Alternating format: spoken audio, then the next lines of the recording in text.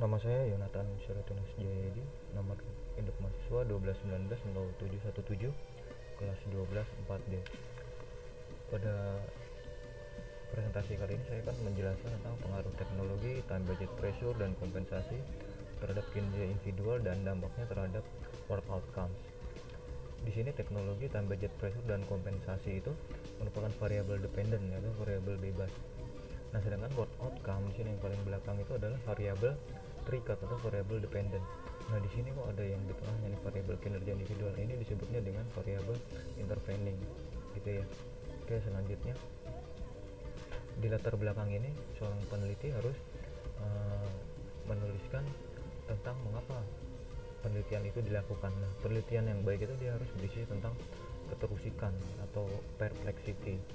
Jadi dia terusik dengan fenomena yang ada gitu, lalu dia buat suatu penelitian. Nah, oleh sebab itu dalam penelitian itu harus ada alasan yang kuat di latar belakang. Justru ini yang inti dari penelitian itu adanya di latar belakang itu.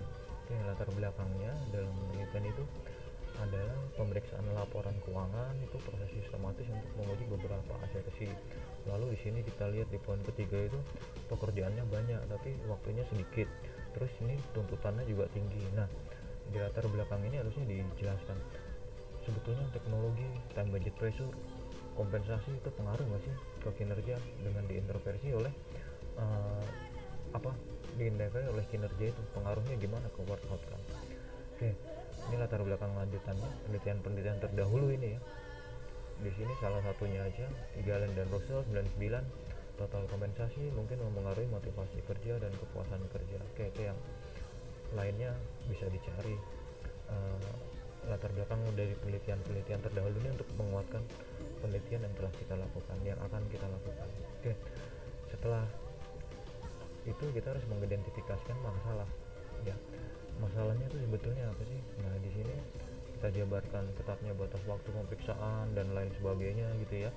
Lalu kita mau tahu sebetulnya pengaruhnya itu gimana sih ke work outcome-nya gitu ya. Jadi nggak hanya ke kinerjanya aja, tapi ke work outcome itu ya hasil akhirnya, kepuasan kita itu gimana itu ya. Jadi nggak cuma ke kinerja, hasil akhir atau hasil akhir dari input itu adalah work outcome. Oke, selanjutnya dirumuskan batasan masalah. Kenapa dirumuskan batasan masalah? Ya biar penelitian itu nggak kemana-mana gitu ya. Penelitian ini yang dilakukan itu hanya sebatas pada pengaruh variabel independen ke variabel dependennya. Maka di batasan masalah itu harus berisi ini ya. Penelitian dilakukan itu pengaruh teknologi, time budget pressure, dan kompensasi, dan ini hanya ke work outcome, nggak boleh dilihat ke yang lainnya gitu ya. Oke, di situ ditentukan rumusan masalahnya.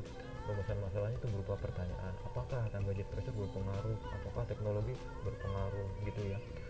Satu-satu dilihat pengaruhnya ke variabel dependennya.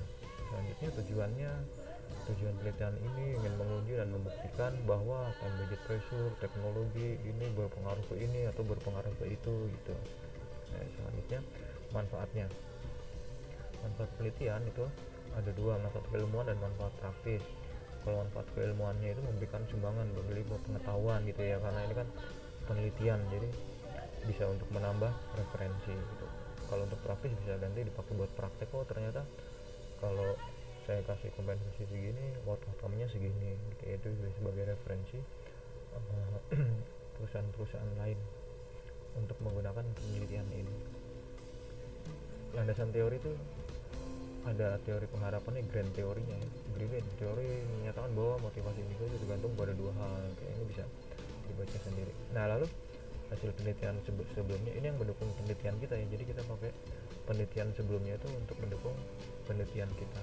Di sini ada penelitiannya siapa, judulnya apa, metodologinya apa, persamaan dengan penelitian yang kita lakukan itu apa, perbedaannya apa, lalu hasilnya gimana. Kayak dicari sebanyak-banyaknya. Nah, kalau bisa literaturnya atau referensinya itu jangan tahun yang terlalu lama, jadi yang update yang baru. Jadi penelitian ini masih penelitian yang terbaru. Nah, di sini ada kerangka pemikiran teoritis. Banyaknya prosedur pemeriksaan berdasarkan berbagai lalu diturunkan lagi. Auditor mengalami tekanan lalu menggunakan grand teori. Itu cara menurunkan kerangka pemikiran teoritis ya. Jadi sesuatu yang sangat abstrak terus diturunkan menjadi sesuatu yang sangat spesifik. Nah, Ini dalam bentuk ini gambarnya, model penelitiannya. Jadi di sini ada teknologi ya, kurang teknologi. Ini variabel bebasnya, ini variabel terikatnya, lalu ini variabel interveningnya. Nah, penelitian ini yang menggunakan Smart PLS ya, partial square, versinya 3.0. Lalu uji hipotesis mediasi yang kinerja ini, variabel intervening ini, itu menggunakan Sobel. Oke, selanjutnya, lalu hipotesisnya dikembangkan. H1-nya, hipotesis 1, time budget pressure berpengaruh terhadap kinerja, terus ya sampai hipotesis berapa gitu. Saya singkat aja. Lalu di metodologi penelitian ini menggunakan merupakan penelitian menggunakan data primer atau data yang langsung bersumber dari para pelakunya, jadi pakai kuesioner gitu ya. Populasi dominannya ada 800, jadi harus satu-satu pakai kuesioner gitu. Ini metode pengumpulan data. Nah, di sini menggunakan penyebaran kuesioner.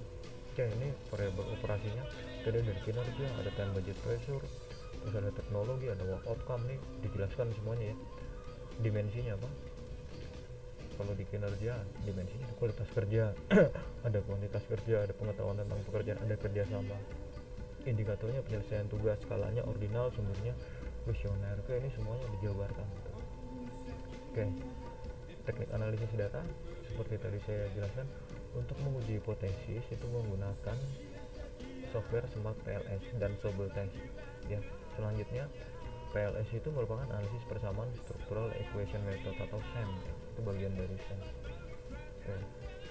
Beberapa keunggulan dari PLS itu lebih ke arah prediksi, bukan konfirmasi model. Prediksi yang itu adalah prediksi hubungan antar konstruk gitu kan. Ini bisa mungkin referensi bisa dapat banyak dari mana ya. Keunggulan dari PLS ini umum sekali nih. Oke, ini PLS itu menguji outer model dan inner model. Selanjutnya nanti saya jelaskan. Nih, analisis pada PLS ada dua ya, pada outer dan pada inner. Kalau di outernya menggunakan convergent validity, nilai loading minimal. Nanti dilihat nih nilai loading minimal. Kita juga harus nyari referensi dari siapa. Ada yang bilang 0,5 sampai 0,6, nanti hasil keluarnya itu kalau nilai loadingnya itu udah dirasa cukup. Oke, kita lihat di sini ada diskriminan validity, ada construct reliability. Untuk menguji innernya dilihat nilai R square, Q square, lalu goodness of fit. Nah di sini nih,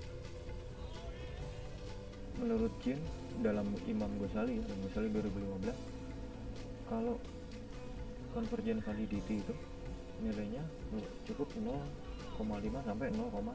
Oke, itu nanti berarti udah ada pengaruh hipotesis. Diskriminan validity model pengukuran dari indikator dinilai berdasarkan cross loading, pengukuran konstruk gitu. Jadi dilihat cross loadingnya. Jika korelasi konstruk dengan item pengukuran lebih besar pengukurannya, maka menunjukkan konstruk laten memprediksi ukuran pada blok yang lebih baik daripada ukuran blok lainnya. Oke. Reliability itu pakai Cronbach alpha gitu ya. Kemudian nih, composite reliability di atas 0,70 mempunyai Cronbach alpha di atas 0,60. Oke, itu bisa cari sendiri. R square itu juga R square-nya dapat disimpulkan modelnya kuat, moderat, atau lemah, itu kesimpulannya kalau R square. Nah nilainya gini, 0,7, 0,5, 0,25 gitu. Q square, lalu terakhir goodness of fit. Ini ya, kita tinggal cari referensi aja, dilihat hasilnya goodness of fit-nya berapa, termasuk besar atau termasuk kecil. Oke. Nah lalu untuk menguji efek mediasi itu variabel intervening tadi pakai uji Sobel gitu. Nah, menguji kekuatan pengaruh tidak langsung variabel independen melalui variabel intervening. Pengaruh tidak langsung dilihat dulu ya, menggunakan nih SAB sama dengan akar dari B kuadrat sama gitu. Lalu dilihat signifikansinya pengaruh tidak langsung, maka setelah dapat hasil itu kita bisa ngitung nilai P, nilai P-nya segini, nanti bisa disimpulkan. Oke, sekian presentasi dari saya, terima kasih.